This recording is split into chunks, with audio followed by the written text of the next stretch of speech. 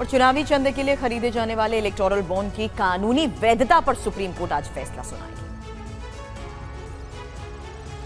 लोकसभा चुनाव से पहले सुप्रीम कोर्ट आज इलेक्टोरल बॉन्ड की कानूनी वैधता पर फैसला सुनाने जा रही है। सीजेआई डीवाई चंद्रचूड़ के नेतृत्व वाली 5 सदस्यीय संविधान पीठ आज फैसला सुनाएगी। राजनीतिक चंदे में पारदर्शिता लाने के लिए सरकार की ओर से लागू की गई इलेक्टोरल बॉन्ड बंद की व्यवस्था को सुप्रीम कोर्ट में चुनौती दी गई थी।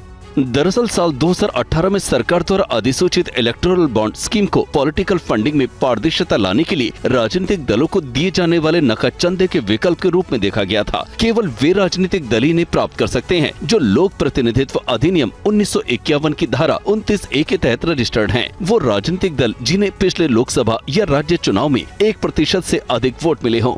एसबीआई की 29 शाखाओं से इलेक्टोरल बॉन्ड्स खरीदे जा सकते हैं। चुनावी बॉन्ड को भारत का कोई भी नागरिक, कंपनी या संस्था खरीद सकती है। ये बॉन्ड 1000, 10,000, 1 लाख और 1 करोड़ रुपए तक के हो सकते हैं। देश का कोई भी नागरिक या कंपनी किसी भी राजनीतिक पार्टी को चंदा देना चाहते हैं तो उन्हें एसबीआई से चुनावी बॉन्ड खरीदने होंगे। वे बॉन्ड खरीद कर किसी भी पार्टी को दे सकेंगे।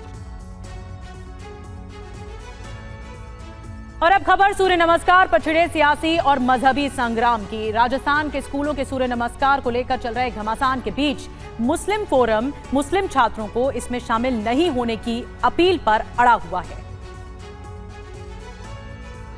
राजस्थान के स्कूलों में आज से शुरू हो रहे सूर्य नमस्कार को लेकर जमात इस्लामी हिंद का कहना है कि सरकार किसी की धार्मिक आजादी का हनन नहीं कर सकती है। मोहम्मद नजीमुद्दीन ने कहा कि इस्लाम में वो सिर्फ एक ईश्वर को मानते हैं। स्कूलों में सूर्य नमस्कार किए जाने के राजस्थान सरकार के फैसले को गलत मानते हैं। ये धार्मिक आजादी है जो हमारा संविधान हमको देता है। सरकार हमसे कहती है कि आपको बाध्य कर रही है, सरकार हमको बाध्य कर रही है। तो हमारा एतराज़ ये है, सरकार के उस ऑर्डर पर हमें एतराज़ है। इस तरह का ऑर्डर आपने क्यों दिया? योगा से भी आपत्ति है, सूर्य नमस्कार से भी आपत्ति है। मुस्लिम फोरम ने इस मामले में हाई कोर्ट में याचिका दी थी जिसे कोर्ट ने खारिज कर दिया। पिछले दिनों राजस्थान सरकार ने सभी स्कूलों में सूर्य नमस्कार को कंपलसरी करने का आदेश पारित किया है। सूर्य नमस्कार पर राजस्थान के शिक्षा मंत्री मदन दिलावर ने कहा कि स्कूल में आने के बाद छात्रों को निर्देश मानने पड़ेंगे, परंतु विद्यालयों में आने के बाद जो शिक्षा विभाग के निर्देश हैं उनको तो करना ही पड़ेगा। इससे पहले जमीयत उलेमाए राजस्थान ने अपील की है कि आज अपने किसी बच्चे को स्कूल न भेजें। और पश्चिम बंगाल के संदेशखाली में महिलाओं के साथ हुई बदसलूकी और हिंसा के मामले को लेकर बीजेपी अध्यक्ष जेपी नड्डा ने जांच कमेटी बनाई है। झड़प में घायल हुए पश्चिम बंगाल बीजेपी के अध्यक्ष सुकांत मजूमदार ने राज्यपाल अस्पताल जाकर मुलाकात हालचाल जाना। पश्चिम बंगाल के संदेशखाली हिंसा मामले को लेकर ममता बनर्जी के खिलाफ बीजेपी ने हल्ला बोल दिया है। उत्तर 24 परगना के बशीरहाट में एसपी दफ्तर के बाहर धरना प्रदर्शन के दौरान पश्चिम बंगाल के बीजेपी अध्यक्ष सुकांत मजूमदार की पुलिस से झड़प हो गई।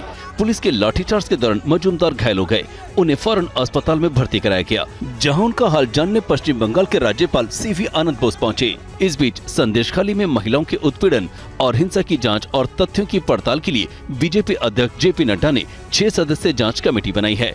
पार्टी नेताओं की कमेटी मौके पर जाकर मामले की पड़ताल करेगी। तृणमूल कांग्रेस ने कहा कि धारा 144 के बाद भी बीजेपी वहां के लोगों को उकसाने में लगी है। बीजेपी जो है कोशिश कर रही है कि उस परिस्थिति को स्वाभाविक ना होने दे और कैसे लोगों को उस्काया जाए, भड़काया जाए। उधर संदेशखाली में उत्पीड़न की शिकार महिला ने आरोप लगाया है कि उसे एफआईआर वापस लेने की धमकी मिल रही है। उसके घर पर तोड़फोड़ की गई। तृणमूल कांग्रेस से जुड़े नेताओं पर महिला का यौन उत्पीड़न करने का आरोप है।